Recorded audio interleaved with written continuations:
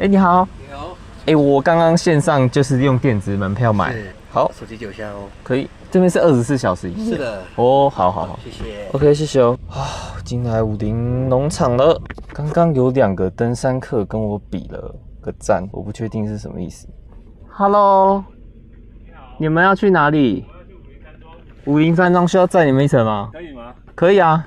谢谢啦。我想说，你刚刚跟我比赞是，如果可以的话，当然，我刚才想说，哎，你跟我比赞，我也跟你比个赞。哎，你等我一下哦。好，不好意思哎。没事。因为我们刚刚从那个学祖登山口走下来，走一段距离的。学祖下来的。对啊。那你们怎么会在这边出现？我们车停在武陵登山口。哦，那但是要这样绕回来。对啊。你们应该很累了吧？是刚走完对不对？对啊，通常我不太比大拇指的，想说比大拇指试试看。谢谢。不会。我刚好我是要爬2秀。哦。因为我今天一下班我就直接从新竹开过来。哦，我们是新竹啊。你们是新竹？这么巧？你礼拜6还要上班哦，这么巧？对啊，我上礼拜6的。哦。啊，这次刚好没有人，我第一次自己独攀啦，这次刚好没有人陪我爬。啊，你们一定超累。倒车过来想，哇靠！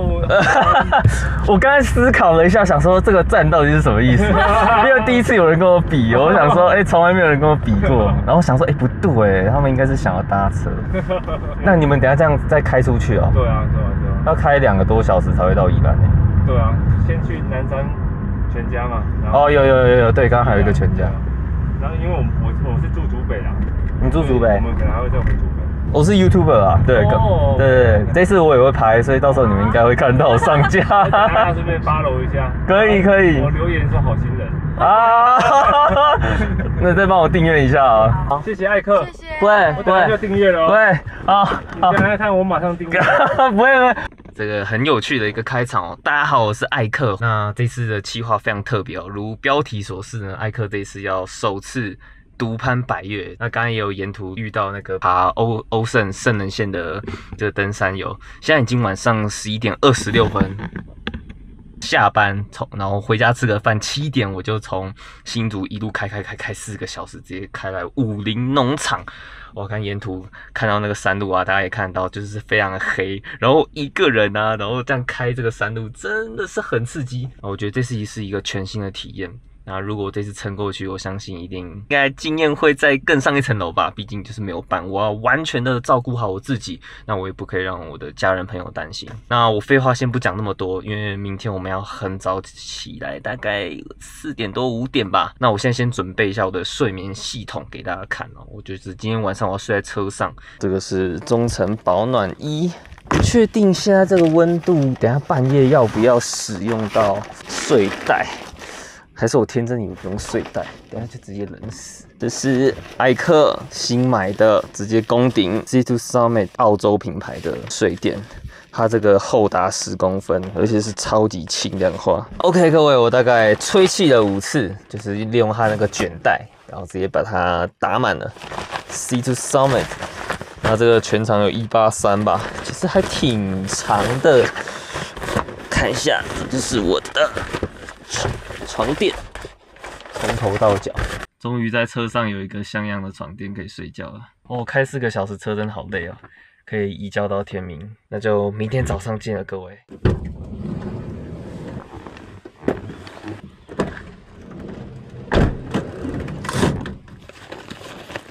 那现在时间呢，已经来到5点32分了。我是希望可以睡饱一点，再准备出发啦。那这一次呢，跟大家隆重介绍一下我的全新的装备 ，Hanker 的 Tornado 极型越野跑包。为什么会背这个包呢？今天不是2天1夜吗？我们就是来实测，因为它的容量可以来到32公升。那艾克想要来实际背负一下，像这样2天1夜的一个过夜行程。100月的过夜行程，他是否可以胜任呢？那我也希望借由这一次，让我自己的一个登山的装备可以训练一下怎么轻量化。我这一次准备的东西如图我现在显示给大家。我这一次所有带的登山过夜用品，我已经就是精打细算，能省的则省，但是看起来还是非常的多啊。最后还是带一些小废物啊，像因为这次是独攀嘛，那我这次就带一只我最爱的小野猪。那我们这次也多带了这个轻量化盐盔，这盐盔才不到200克哦，所以是蛮轻的。那总的来说呢，我至少觉得这次登山，这行李的大小是有进步的啊。我以前背的都非常的重哦。刚才已经又多走了一组人嘛，其实503山庄的这停车场也是蛮多车的，我觉得应该还是有蛮多山友一起走，前往慈友登山口，好兴奋！这是一个全新的路线的武陵国家森林游乐区。503山庄，那通常大家来这边就是来上厕所啦。OK， 上次我记得这边非常多人在做早操，蛮多登山客都会在这503山庄过夜。这里是已经最靠近登山口可以住宿的地方，但是它就是偏贵一点，一个人大概1000多吧，还是快2000，平均一个人。开启离线地图。OK， 这个是登山必备。已下载路线，品田持有，在地图中显示 GPS 讯号不佳，直接开始记录。反正海拔这次要上升超多，持有山也不是盖的。上次我们桃山走，大概海拔落差，前面那个超级陡上，滋滋坡一直上去，大概走了1400多吧，1500。一张就是入山的时候投，然后还有一张是离开的时候投。走到武陵桥，就是有一种莫名的武陵百岳，然后去打过来那种一个大门那种迎接你的感觉。好，我们来到桃山登山口的岔路，之前往桃山就是这一条坡下去。持有的话呢，要沿着桃山瀑布继续往左上走啊，路线不一样。现在没有遇到山友，不知道追不追得上他们前面那些人，也不确定他们是去爬桃山还是持有，总希望可以遇到一点人啊。我听到人的声音了，应该是追上刚刚那群人了。走，2秀而已。哦，你单峰哦？品田持有，没有，我住新达1天。你背这么少？试试看轻量的，轻量过夜这样。前面的这林道好漫长啊，现在连持有山的登山口都还没到。为什么艾克这次会选择独攀呢？这应该是很多人很争议也很反对的一个举动。有时候你的伙伴会跟你可以爬山的时间对不上，主要是我这次有综合评估过自己的体能，然后以现在目前爬17座百岳的一个经验，体能在爬山里面来说，我觉得这真的只是最基本的一个门槛。你要有一个基本的体能，或者是好的体能，再来挑战百岳等级的山路。背越轻不代表危险。就像 Hiker CP 说的，其实轻量登山让自己能移动得更快，负担不要这么大。我可以让自己走得更轻松，让自己不要陷于危险，太过疲累，高山症发作。所以我觉得轻量化登山是我接下来会继续尝试做的。是太阳，太阳，能量来源，持续的放射你的光芒吧。我好像到持有山登山口了。桃山瀑布往后面800公尺，因为它这边出现00K。持有山登山口真的是比我想的远很多。这里是持有山登山口，桃山登山口在这。我们多转了这么多之字坡，从现在开始爬。听说到三叉营地之前是最陡的，等一下亲身体会一下。新达山屋，我们今天目标在这里，这个山屋。在去新达山屋之前，我们要去捡这个持有山。我们的第一个目标3303公尺。OK， 我现在小休一下，吃点早餐。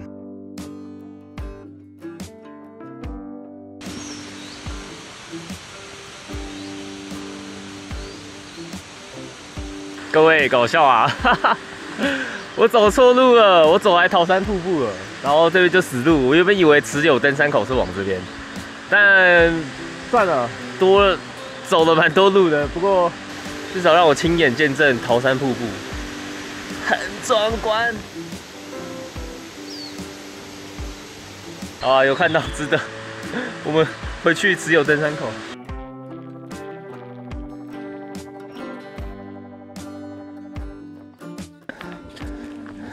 好，谢谢。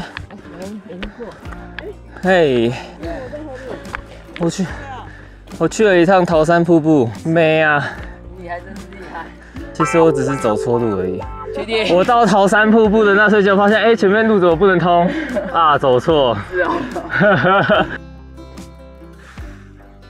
目前走了1K， 你看我那身体的热气热到连眼镜都捂掉了，好喘啊！我现在只走了1K 而已，真的有够陡。假设到新达山屋上升海拔1000，总共3.2K， 那我差不多1K 我就走了海拔300多，那个101多高啊？500吗？500公尺，所以我们都要直接海拔上升。三叉营地后面还有总共海拔1500，大概是3座101的高度。终于走到一个比较有展望的地方了，可以看到远处那个白色那个就是369山屋，不过它现在正在整修当中，搞不好那是新改建的。后面呢就是雪山的圈谷，雪山主峰那一条，这一整条就是未来我要去的圣人线。哦，各位，一个转眼，我终于到这个三叉营地了。在到这个三叉营地之前呢，真的是非常煎熬，各位，爬到会有点想骂脏话，真的是一直抖，一直抖。相信三叉营地后应该会好一点。这边其实腹地大概就我觉得大概3到4个帐篷差不多啦，就是一个可以扎营休息的地方。如果你没有住新达山屋，三叉营地也是可以的，因为等一下再往前一点，三叉营地就会到那个三叉路口。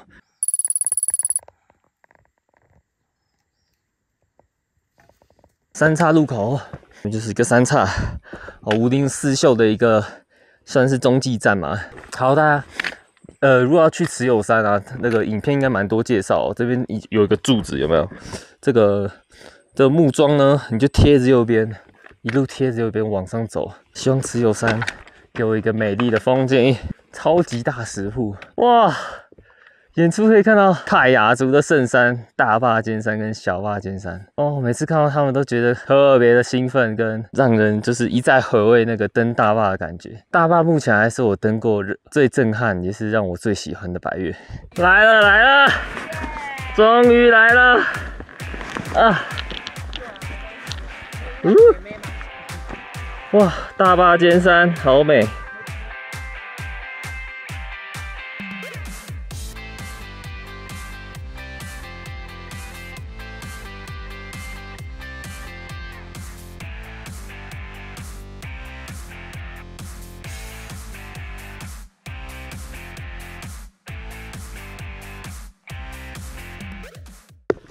啊，慈友山第18座，海拔3303公尺。get， 今天的视野真的是超级好的，后面的那个应该就是品田山了吧？然后下面那红红的小屋子就是新塔山屋了。这应该就是正常持有过来刚刚过来的路，这个是从持有山顶下来的，就会接成一条线了。这一颗应该就是持有民宿了吧？在这个品田持有的路线上，这是非常著名的地标啊。这是一种圆柏吧，那种好几百年，快上千年。我好像看到新达池了哦，远处最高那就是品田，明天居然要去那里，不可思议啊！但持有到新达山屋这一段也是上上下下，持有民宿那边真的是不好走，好累哦。来带大家看一下新达池，还蛮大的哦。哦，妈妈咪呀，妈妈咪呀，我看到新达山屋了。哇，它在一个非常平坦的高山草原中，真的觉得今天要见到它好不容易哦。啊，红色小屋，它跟桃山山屋真的是一模一样哎，果然是504秀。连山屋都做得长一样，看一下我后面走的路，背后最高的有没有突突的那个就是慈友山，刚刚一路从那个慈友山这样叭走下来，到了。听说这边的向导协作把这个山屋打理得非常的干净，我们等一下来一探究竟一个各位，我们到新达山屋了。不错，这边。哦，我15应该是在楼上，哎，不对，在楼下哎。新达山屋的配置跟桃山山屋根本几乎一样，可是我个人觉得新达怎么感觉比桃山的大？我们偷偷上去看一下。虽然我这次不是睡上铺。总共大概到34号，可以睡34个人，这算是一个避难的小山屋。之前在桃山山屋，我记得我跟我的团伙们在另外一边的小避难处，因为那时候下雨，在这边煮饭。这边真的比桃山的大，这边展望还是可以直接看到慈幼山呢。打死不走，我要躺下来，我当躺平族了。刚刚只有一格，只是跑超久。我刚才传影片给朋友看，传超级长才传出去，但至少传得出去。是小孩还是如果从小带他爬，可能就可以培养这个兴趣。对，可是其实他们小的时候，其实那时候我还没开始爬山。哦，你也是到中年左右才。对啊，会不会酸啊？会啊，当然会啊，怎么可能不会酸？我想说，我又不是铁塔，快抽这里啊，股市头嘛，对，股市头对。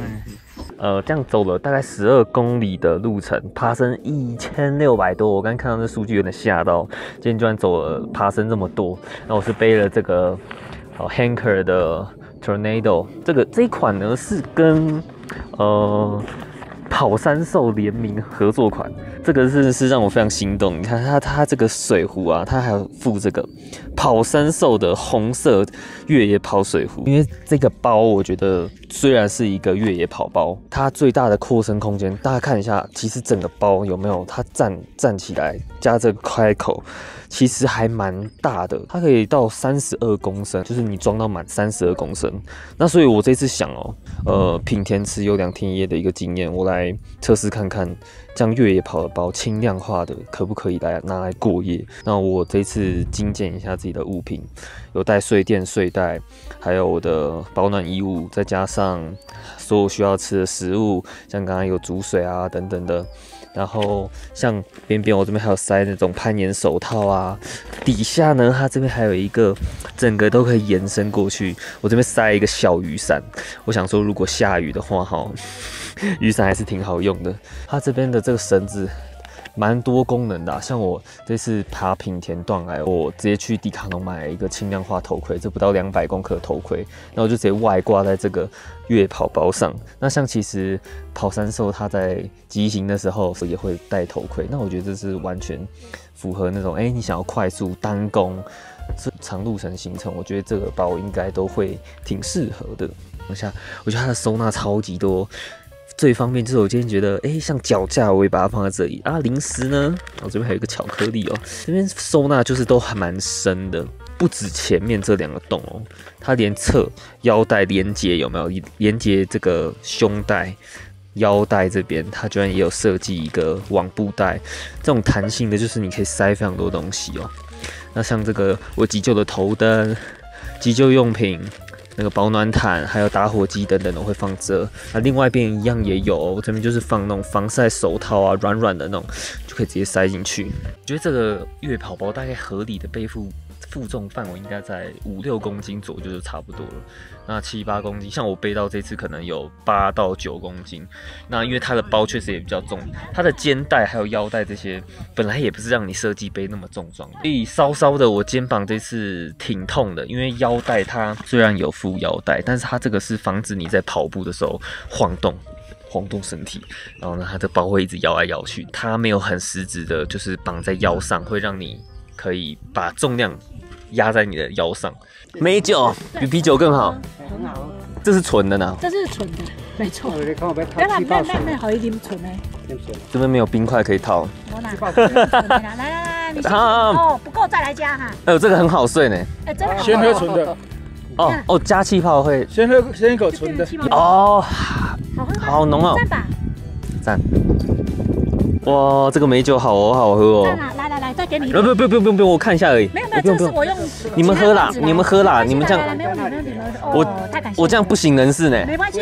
晚餐都不用煮了，直接先倒了，先睡了这样子。要不要吃点东西？没酒。不用客气。谢谢，感谢你。谢谢。86年次的，跟我儿子同年。这完全是好几倍份的一个差距。可以吗？这样？哦，都刷牙。对啊。我们外面东西不要忘记收啊。有，等一下再刷。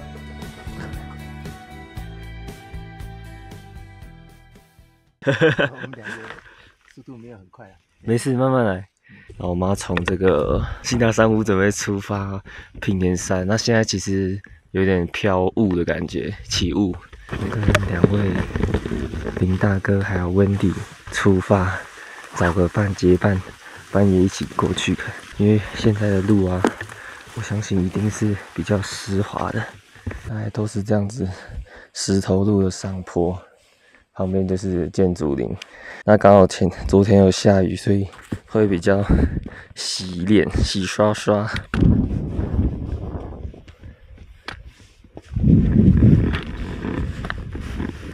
测试一下，先 S Pro 开启 Pure Video 模式，然后天已经慢慢有一点亮了，但是我很喜欢在这种时候爬，就是这样子幽静的感觉，迷雾感。嗨，有写什么吗？远处的山吗？对，它上面只有人。可以看得到，天气好的话，很细的独木桥。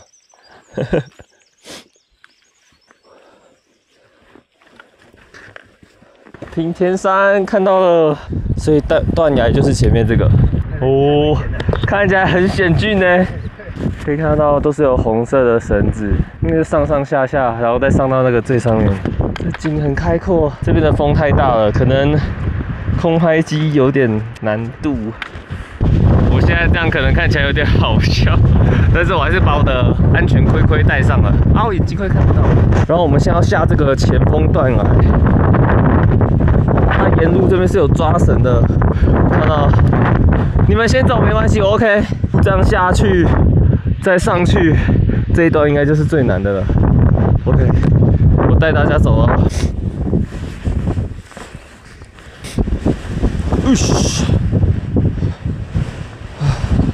风太大了，不然我原本很想飞空拍机，就是可以看到我们是怎么用徒手来攀爬这个前锋断崖。爬这边啊，就是各位可能那个身上东西小累赘不要带太多。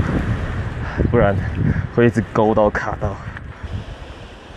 不过还好是它这边的踩点，岩片的踩点是都还蛮多的，就绳子抓好，踩好，慢慢下去，抓好，踩好。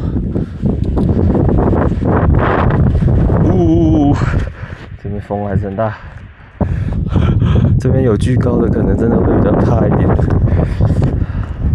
哇，远处好美哦！各位，哇！我刚才就从平田前锋一路垂降，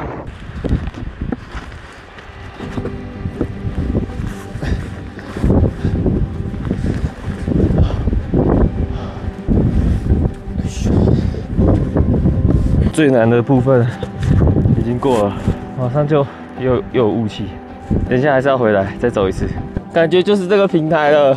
白墙平田山，还是恭喜林大哥还有温迪姐到了。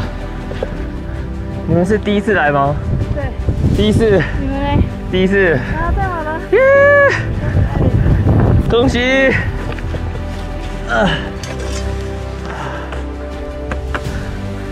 ！3524公尺，平田山这边。现在都起雾，虽然远处有一点点的景，那是下面。只有山还有看到一点。还好只有，只是品田的 view 应该是最好的。对，太可惜了。真的是好可惜啊！来哦，3、2、1。戴头盔是有点怪，有点蠢。不会啦，帅就帅在这里。标准配备。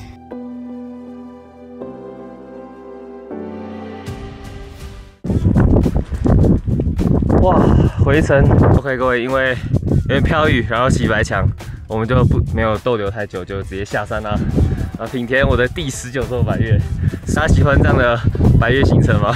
我希望之后应该还有更多百岳的挑战。那我是艾克，我们就下集再见。后面还有后记，我下山的模样啊，最后几点下山我还是会告诉大家。那可以看到最后哦，拜拜。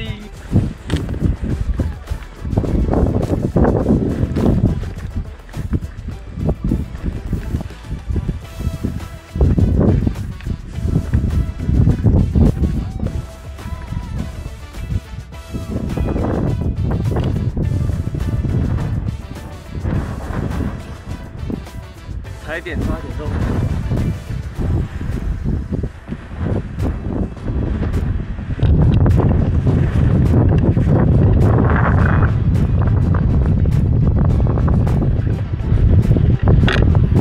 标准配备头盔烟盔，然后我们突然跌倒或头敲到岩石之类的。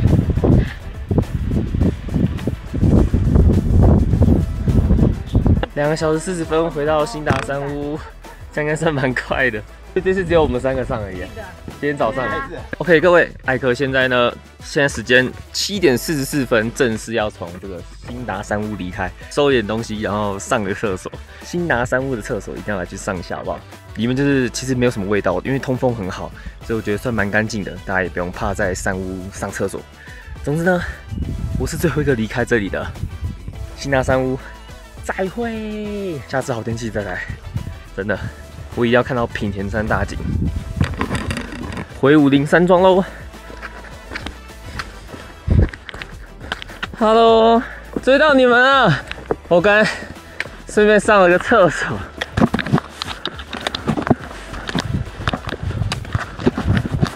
现在时间8点22分，我回到三岔营地，我7点45才出发的。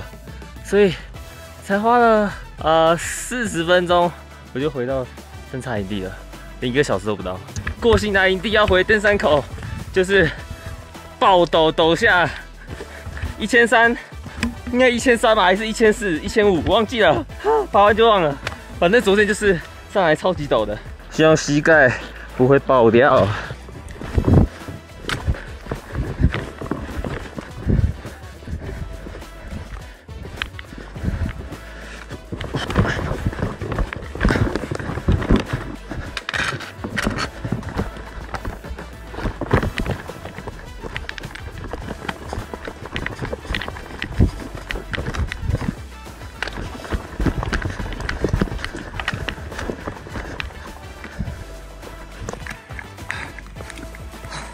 回到登山口，9点46分，9点46分，艾克回到登山口。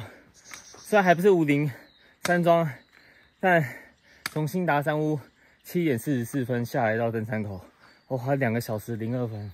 歌词有练过的，没事不要乱学啊！而且这是我跑山兽的加持，沿路直接飞奔下来，超过瘾！下山一定会遇到的，好漂亮。漂亮哦！武陵桥，艾克要登出了。现在时间10点21分，我回到武陵桥下山头。